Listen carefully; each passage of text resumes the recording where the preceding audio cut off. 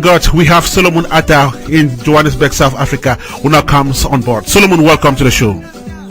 Thank you, Ernest, and welcome to you and all your listeners in all 5 or 7 continents to the city of gold. Ernest, I have to tell you that our cities in Johannesburg are literally paved with gold. Why? Because more than 180 years ago, when gold was discovered here, they didn't have a refined system to refine the gold. So most of the mine dump was used to pave the streets in Johannesburg. So what this means is that the streets of Johannesburg are paved with gold. Welcome to you, Ernest. Ernest, today I have a something very exciting. I've narrowed it down to the Cameroonian community here. So Ernest, here it goes. It is a fundraising season here in Johannesburg, with all associations getting down to raise funds and to back up activities that are in their various countries. Today, in the city of gold, many diaspora and communities are involved in fundraising in a bid to support development activities back at home. Within the Cameroonian community, these have taken a hastened tempo fueled by the need to make the most of the generosity of all Cameroonians. This is evident as most of the venues and regular spots frequented by Cameroonian communities are fully booked for the year-end functions and for fundraiser activities. All we can say, Ernest, we're very busy and we're spoiled for choice as to which event you will attend.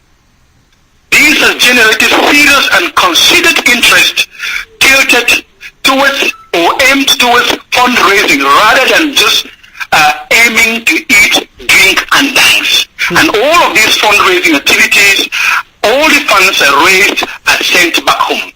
The single most inspiring thing has been education and catering for underprivileged children back in Cameroon. The year started early with MECUDA, which is the Metacultural and Development Association, converging everyone else that was in Gauteng, which is the capital, which is the province where Johannesburg is the capital, or Pretoria is the capital, to raise funds and have successfully bought and delivered textbooks to 5 primary schools in the Meta clan in Bengui subdivision. This was aimed specifically at schools which underperformed during the last 2013 First School Living Certificate examination as advised by the Inspectorate of Basic Education in Bengui. Other associations, to name a few, such as Bali, Bafut, and others, have all had fundraising events. They too are still in the process of delivering some of their developmental funds back at home. As far as the MECUDA is concerned, their successful book project was a highlight of the year as far as those of that association that are in Johannesburg are concerned.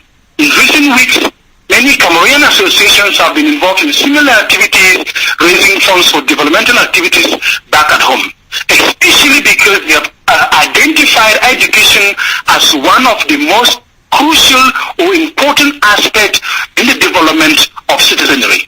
As far as this reporter is concerned, this is a breath of fresh air into the activities of the party scene when the year-end functions start in South Africa. The year-end in Johannesburg looks great, and most of these associations are hoping that their efforts will continue to contribute towards the global good of children in Cameroon.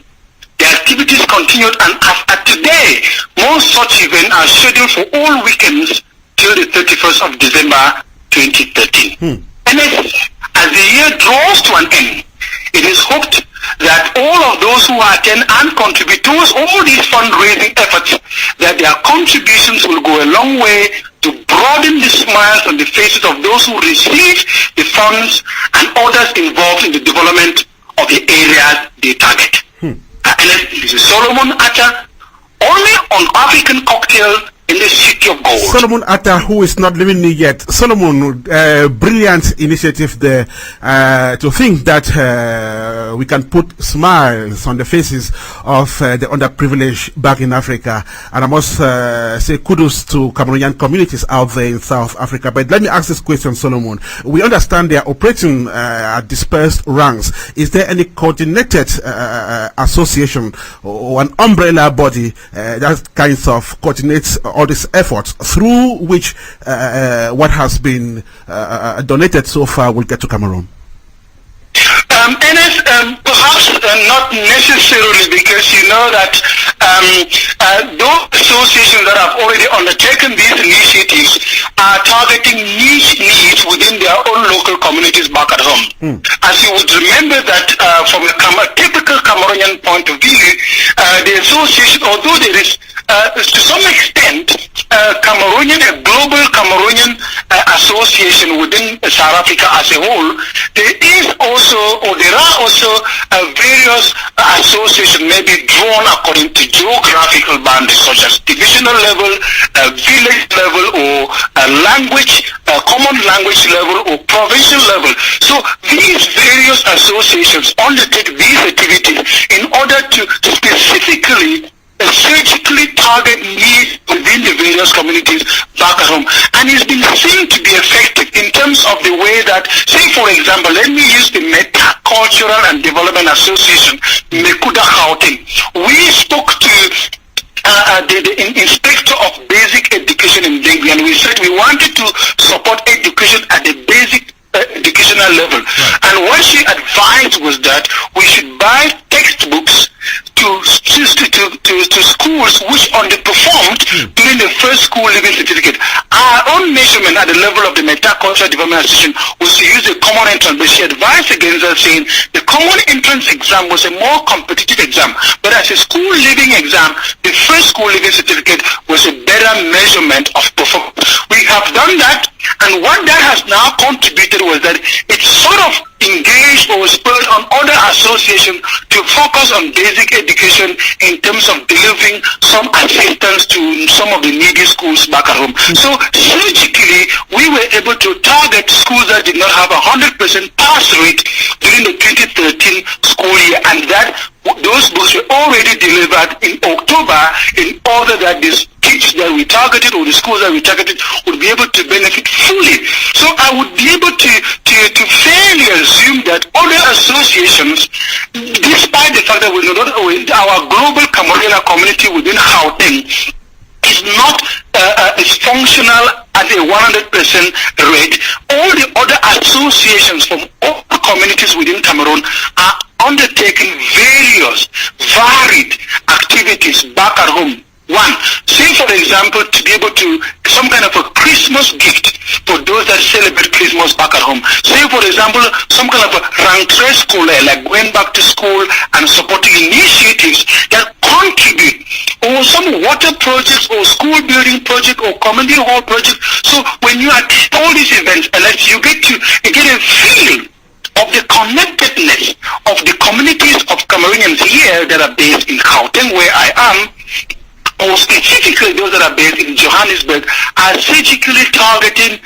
challenges that are confronting communities back home. So we believe that, or it is fair to assume that, because it is very niche oriented, they are actually getting the specifics right, and they are getting some work done. Right. Now, Solomon, one last question. I know you've been in South Africa for a while now, and I would imagine that this is not the first time Cameroonian associations there are coming up with such an initiative.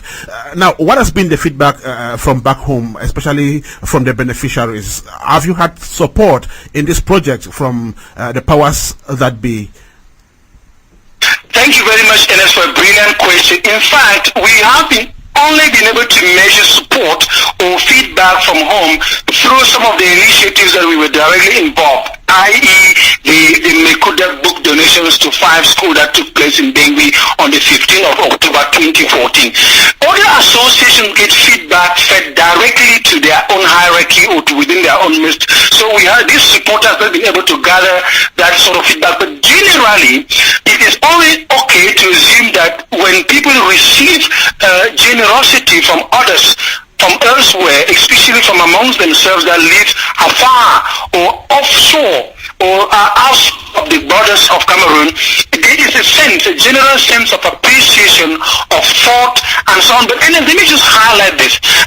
This reporter believes that there is a change or a tilting towards more thinking about the other person instead of our own narrow thinking of only ourselves. So the general feeling here is that most Cameroonian communities are beginning, even though this is not something that they've only started doing now. This has been going on for a very long time. It's been going on forever because it is embedded in our DNA to always support developmental activities. But what I have noticed as a reporter is that during this year, especially in Gauteng or Johannesburg, the tempo of such development initiatives has risen. In fact, it has now assumed a common thread across all the associations. It looks like there is a sense of thought leadership that is really gaining some momentum within the Cameroonian community, and as such, all such efforts can only be encouraged. Solomon, thank you for that brilliant package, and we want to say well done to those Cameroonian associations who have thought it wise to be of support to their kind back home.